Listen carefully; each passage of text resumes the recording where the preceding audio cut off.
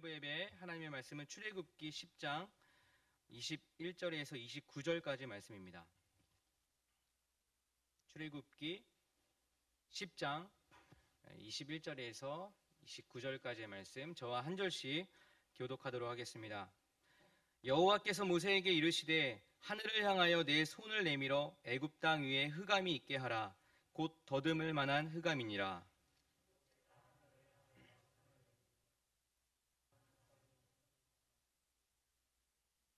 그동안은 사람들이 서로 볼 수 없으며 자기 처소에서 일어나는 자가 없으되 온 이스라엘 자손들이 거주하는 곳에는 빛이 있었더라.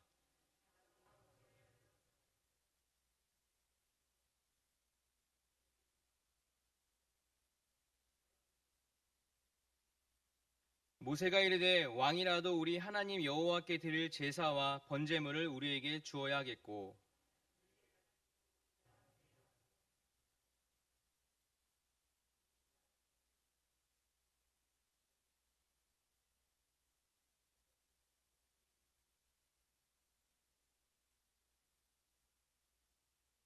여호와께서 바로의 마음을 완악하게 하셨으므로 그들 보내기를 기뻐하지 아니하고 모세에게 이르되 너는 나를 떠나가지 삼가 다시 네 얼굴을 보지 말라.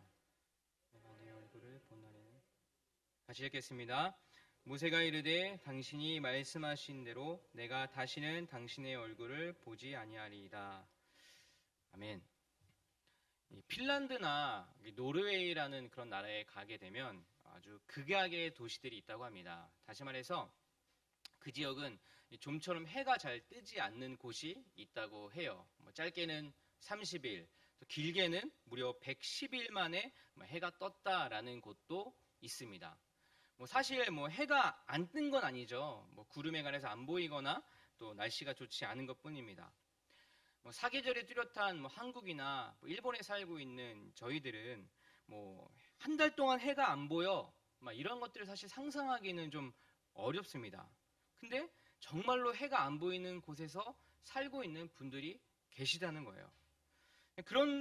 그곳에 사는 분들에게 오늘 해가 떴다라고 하는 것은 굉장히 기쁜 날이죠. 너무 운이 이렇게 좋은 날이라고 할 수 있습니다.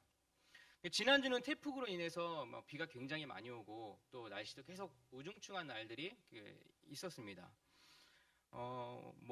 예를 들어서 여러분 계속해서 비만 온다, 해가 뜨지 않는다, 이러면 여러분들 어떤 게 제일 걱정되십니까? 그쵸? 아이를 가진 여성분들은 이거 빨래 이거 어떻게 하나, 이거 어떻게 말리나, 빨래는 쌓여가고 남편들은 그냥 던지는데 이거 빨래 이거 어떻게 처리하나 이런 고민을 하잖아요. 근데 저도 올 여름에는요 코인란돌이 아주 많이 갔습니다. 아침 또 저녁으로. 저는 가정적인 남자이기 때문에 제가 그 일을 합니다. 해가 잘 안 뜨는 그곳에서의 생활 필수품이 양초라고 해요. 물론 전기도 들어오지만 그것 외에도 양초를 꼭 필수품처럼 준비를 해 놓는다고 합니다. 그래서 식사를 할 때도 늘 초를 켜고 식사를 하는 사람들이 많다고 이렇게 이야기를 들었어요.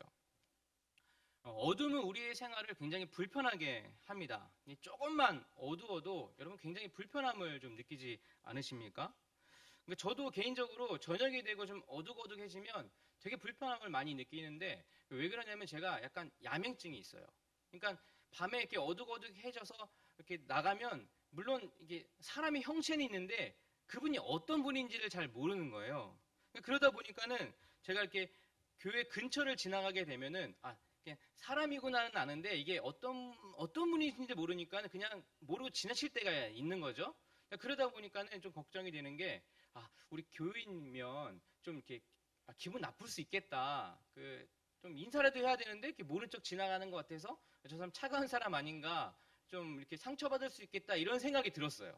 그래서 제가 나름대로 이제 방법을 생각해낸 것이 그러면 이렇게 교회 근처를 지나갈 때 사람이라고 생각이 들면 인사를 하자. 그래서 제가 이렇게는 할 수는 없고 약간 이렇게 하면서 이렇게 지나가게 돼요.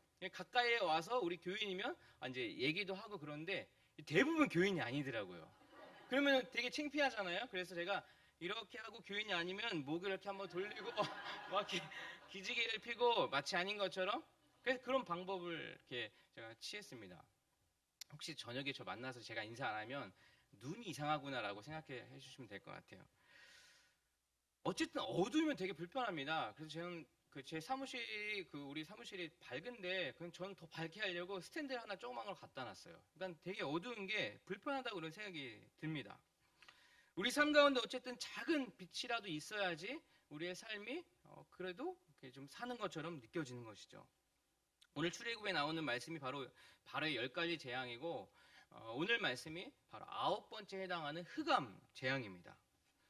흑암에 대해서 저희들이 사실 도시에 살고 있어서 잘 경험할 수는 없지만 그래서 그것이 얼마나 두렵고 무섭고 불편한지는 우리가 삶으로 잘 느끼지 못하지만 어릴 때 혹시 시골에서 사셨던 분들이나 또 한번 상상을 해본다면 전기 시설이 없는 오직 그 자연의 빛에만 의존해서 살아야 한다는 것을 상상해 볼 때는 우리가 좀 마음을 공감을 해볼 수가 있을 것입니다.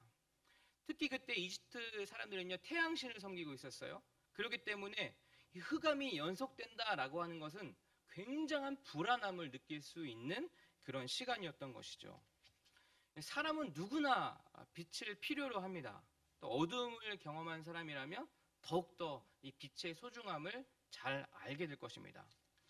제가 성인이 돼서 이 칠흑 같은 어둠을 딱 한 번 경험을 하게 됐어요. 사실 제가 여러 번 이야기를 하게 되는데 왜냐하면 경험이 그거밖에 없기 때문이에요. 제가 어떤 작은 지하에 있는 소극장에 대학로에 있는 그 소극장에 연극을 보러 갔어요. 근데 이게 소극장이고 지하다 보니까는 이게 막이 딱 바뀌면 조명이 딱 꺼지는데 그럼 이렇게 빛이 하나도 없고 정말 칠흑 같은 어둠이 딱 찾아오는데 그 어둠은요 제가 지금까지 했던 경험 그 어둠의 경험과는 차원이 다른 경험이었어요.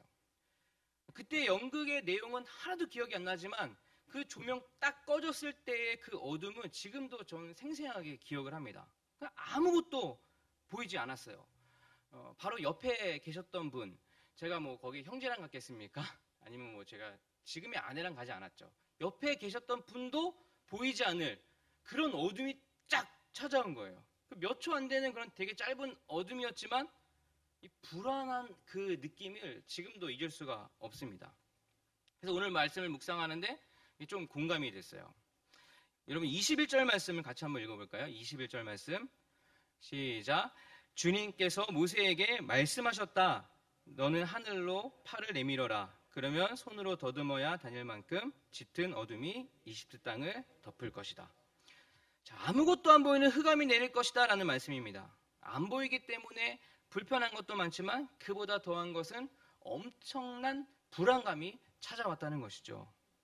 근데 그와는 반대로 빛이 있던 것도 있었어요. 23절 보십시오. 23절에 사흘 동안 사람들은 서로 볼 수도 없었다. 제자리를 뜰 수도 없었다. 그러나 이스라엘 자손이 사는 곳에는 어디에나 빛이 있었다. 하나님께서 내리신 흑암이 사흘이라는 시간이 지났고 그 시간에는 사람들이 서로 볼 수 없고 움직일 수 없었다라고 말을 하고 있습니다.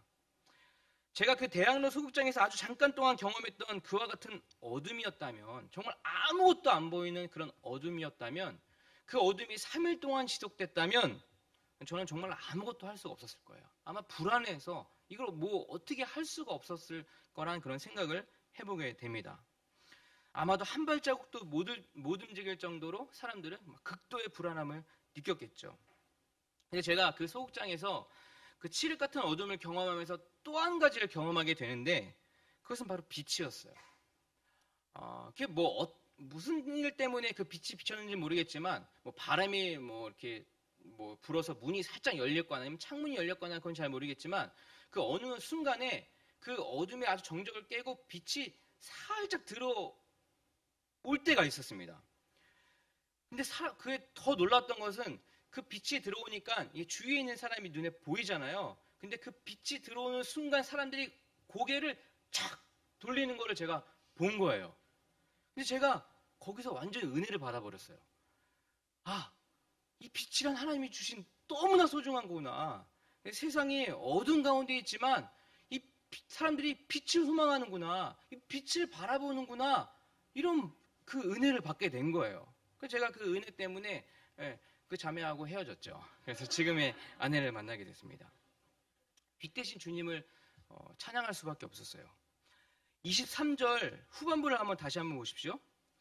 온 이스라엘 자손들이 거주하는 곳에는 빛이 있었더라. 이 무엇을 뜻하는 것입니까? 하나님께서 이스라엘 백성이 거주하는 곳에는 빛을 비추었다는 것입니다.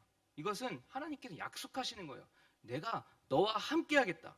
내가 너희를 인도하겠다. 이집트 땅에는 하나님께서 흑암을 내리시고 너희가 있는 곳에는 내가 빛을 비추겠다. 너희를 책임지겠다. 하나님께서 구별하셨다는 것입니다. 감격이 있을 것입니다.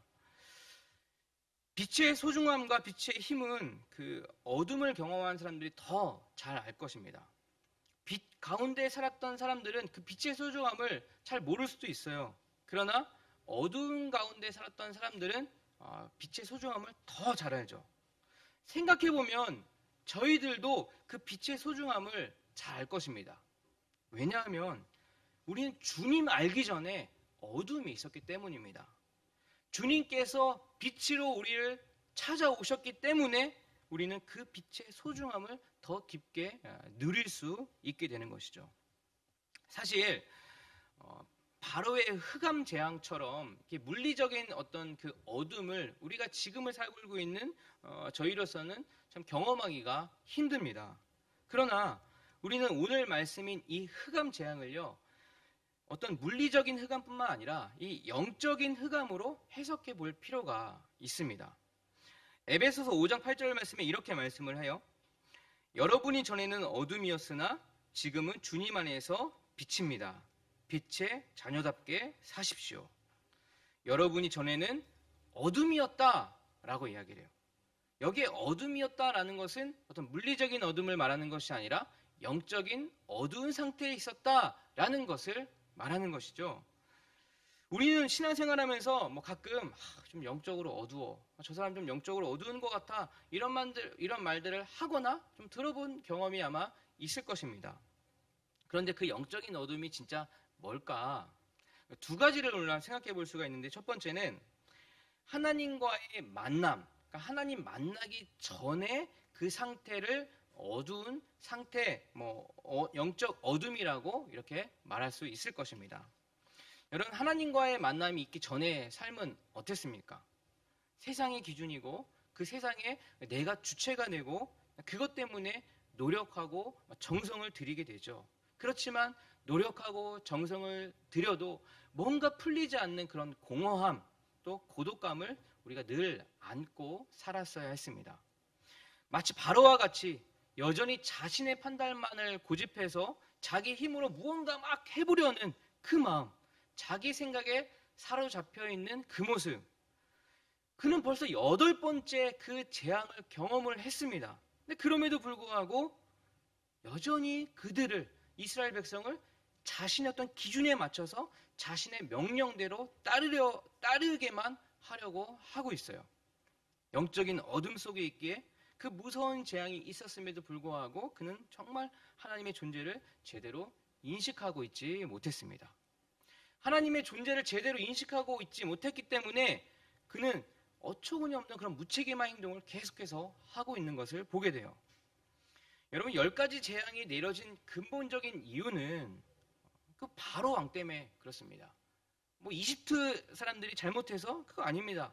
바로 왕의 그 완악함 때문에, 그 바로 왕의 그 잘못 때문에 온 나라에 재앙이 내려진 것이죠. 그런데 그 온 재앙이 자기 때문에 내려진 그 재앙을 보면서 바로 왕은 정말 그 무거운 책임감을 느끼고 있었을까요? 그렇지 않습니다.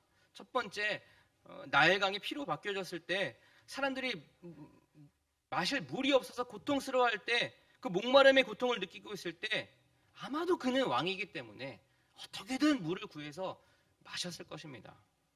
개구리가 올라오고 이가 가득하고 파리가 가득할 때도 그는 왕이기에 좀 신안을 시켜서 그 혐오스러운 것들 치우라고 명령했겠죠.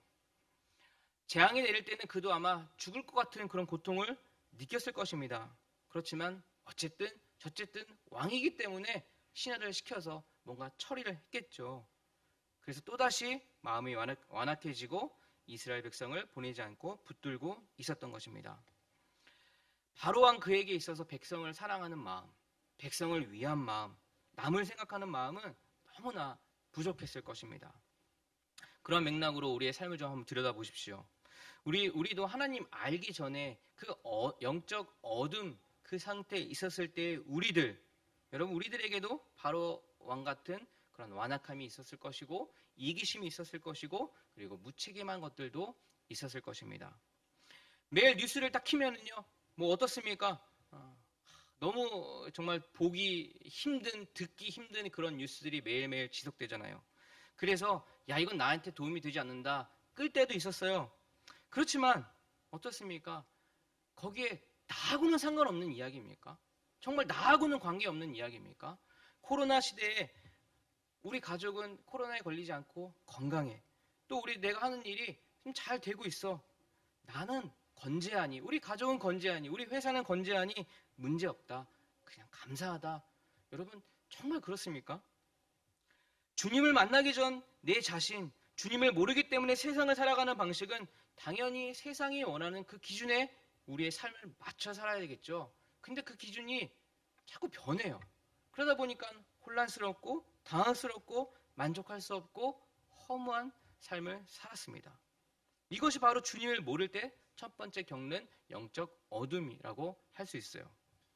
근데 그 영적 어둠이요, 주님을 모를 때만 찾아오는 것이 아닙니다. 주님을 알고 있고 신앙생활을 하고 있는 그 상태에서도 찾아올 때가 있다는 것이죠. 영적 어둠이 우리의 신앙생활 가운데 있다는 것입니다. 지금 저희들에게도 충분히 일어날 수 있다는 것입니다. 그것을 본문을 통해서 우리가 알 수 있는데 24절 말씀 보십시오. 24절 말씀 읽겠습니다. 바로가 모세를 불러서 이르되 너희는 가서 여호와를 섬기되 너의 양과 소는 머물러 두고 너희 어린 것들은 너희와 함께 갈지니라. 자 보십시오. 여기서 바로는 어둠 재앙 가운데에서 모세와 거래를 하고 있어요. 하나님의 그 재앙을 몸소 체험한 그 바로는 재앙이 올 때마다 모세의 말을 들어주려고 했었습니다. 9번째 흑암 재앙이 왔을 때도 그랬어요. 근데 그의 말을 좀 주목해 볼 필요가 있죠. 제가 세 번역으로 다시 한번 읽어보면 24절 바로가 모세를 불러들여서 말하였다. 너희는 가서 주께 예배하여라. 그러나 너희의 양과 소는 남겨두고 너희의 아이들만 데리고 가야 한다. 너희는 가서 여호와를 예배해. 다 데리고 가. 너희 아이들도 데리고 가. 그런데 뭔가 마음이 좀 너그러진 것 같죠. 그런데 바로가 조건을 내세웁니다. 너희 양과 소는 내버려둬. 주는데 다 안 준다는 거죠. 거래하자는 겁니다. 조건을 내건 겁니다. 근데 여기서 그때 배경을 좀 생각해 볼 필요가 있어요. 이스라엘은 지금 이집트의 노예로 있습니다. 근데 기회가 찾아왔어요. 바로가 이 무시무시한 왕 바로가 하나님 내리신 그 재앙 때문에 좀 마음이 약해진 듯 보입니다. 그래서 노예로 있던 이스라엘 백성에게 가라고 해요. 가. 너희들 가. 그리고 아이들도 데리고 가라고 해요. 여러분 이 말 들으면 어떤 이스라엘 입장에서는 좀 귀가 솔깃해지는 말 아닙니까? 아이들까지 데리고 가라고 해요. 다만 양과 소는 뭐 두라고 하죠. 까짓 거 우리 몸이 자유만 주어진다면 뭐 나중에 좀 더 열심히 해서 그 만회하면 되지, 회복하면 되지라고 생각할 수 있어요. 물론 이런 조건을 내세우는 바로가 너무나 좀 어리석어 보이기도 하지만 노예인 이스라엘 백성의 관점으로 본다면 또 모세에게 있어서 혹시 인간적인 마음이라면 여러분 이런 마음 들지 않을까요? 그래도 이 정도면 손해보는 장사는 아닌데 웬만하면 그렇게 해서라도 빨리 나가고 싶었을 것입니다. 가라고 할 때 그리고 게다가 아이들까지 데리고 나가라고 할 때 야 마음 바뀌기 전에 빨리 나가야지. 뒤도 안 보고 빨리 도망가야지. 이런 마음 충분히 들 수도 있을 것입니다. 우리가 신앙생활하면서도 이러한 마음 들 때가 종종 있어요. 신앙생활도 잘하면서 세상의 기준도 잘 따르고 싶을 때가 있습니다. 신앙생활도 하면서 밖에서도 박수받고 싶을 때가 돋보이고 싶을 때가 있습니다. 물론 신앙생활 정말 잘하면 밖에서도 칭찬받고 밖에서도 박수 받을 수 있죠. 근데 그것이 아니라 처음부터 신앙과 이 세속적인 것 같이 누리고 싶은 마음, 그럴 때가 있습니다. 이런 맥락에서 오늘 본문을 보면 모세로서 이거 좀 흔들릴 수 있겠다 이런 생각이 듭니다. 노예인 우리에게 이러한 제안 결코 손해보는 장사 아니다 생각해 볼 수 있습니다. 근데 26절 말씀을 한번 보십시오. 26절 말씀, 모세의 대답입니다. 우리는 우리의 집짐승을 한 마리도 남겨두지 않고 다 몰고 가겠습니다. 우리는 그것들 가운데서 주 우리의 하나님께 바칠 희생제물과 번제물을 우리에게 더 보태주셔야 합니다. 가축이든 뭐든 다 갖고 가겠다 하는 모세의 발언입니다. 우리는 그것들 가운데 하나님께 바칠 번제물을 우리에게 더 보태달라고 이렇게 선포를 하고 있어요. 한마디로 말해 오늘 말씀의 제목처럼 타협하지 않겠다, 타협은 없다라고 말하는 것입니다. 사실 신앙생활하면서 영적인 어둠이 우리에게 찾아올 때가 있어요. 그런데 이 영적인 어둠은 사실 첫 번째 말씀드렸던 그 완전히 주님을 모를 때의 영적 어둠보다 두 번째 주님을 알고 있고 신앙생활을 하고 있는 그 와중에 찾아오는 그 영적 어둠, 여러분 그것을 더 경계해야 합니다. 뭘 조심해야 되고 뭘 경계해야 될까요? 그것은 신앙생활 가운데 찾아오는 적당히 타협하는 것입니다. 이제 적당히 알 만큼 알고 적당히 익숙해질 만큼 익숙해졌고 적당히 교회 생활에도 익숙해지고 알게 되었어요.